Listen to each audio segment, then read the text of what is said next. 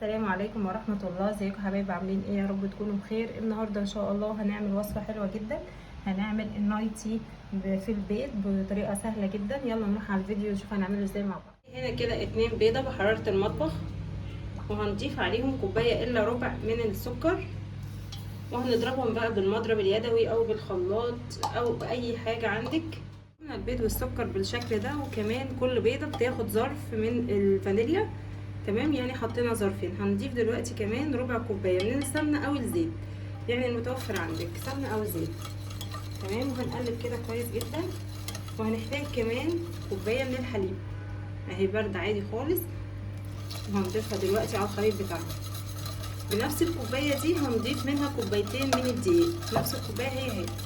هنضيف بقى كده ذره الملح صغيره، وهننزل بقى بالدقيق المنخول. نضيف بقى كوبايه كده من الدقيق وهننخلها كويس جدا. طبعا لازم الدقيق يبقى منخول بالطريقه دي. التانية بقى من الدقيق هنشيل منها معلقه، انا شلت منها معلقه من الدقيق وحطيت مكانها معلقه من النشا. تمام، وهنضيف عليها دلوقتي ظرف كمان من البيكنج باودر بالطريقه دي، وهننخلهم بقى كلهم مع بعض.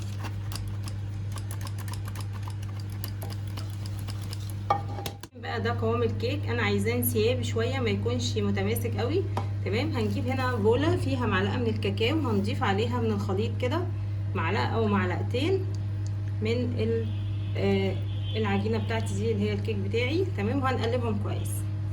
بقى قوام الكيك ده عشان يبقى انسيابي معاكي كده ما يتقلش مع معلقه الكاكاو، هنضيف عليه معلقتين من الحليب وهنقلبهم كويس جدا. هيبقى بالقوام ده. هنحطه دلوقتي في كيس حلواني ونشوف هنعمل ازاي. هنصب كده خليط الكيك ده هنا كده، شايفين انسيابي ازاي؟ ده شكل كده اهو الكيك بعد ما صبناه. نجيب دلوقتي الخله بتاعتنا وهناخد كده. تمام، اهو بالشكل ده علشان يطلع شكلها كده ايه، مرسومه وحلوه. وهندخلها الفرن على درجه حراره 180 على رف اوسط، واول ما تخرج هوريها لكم. الكيك اهو بعد ما استوى. تمام، لازم يبقى سمك رفيع جدا. هنقسمه بقى كده بالطريقه دي من النص. تمام اهو كده.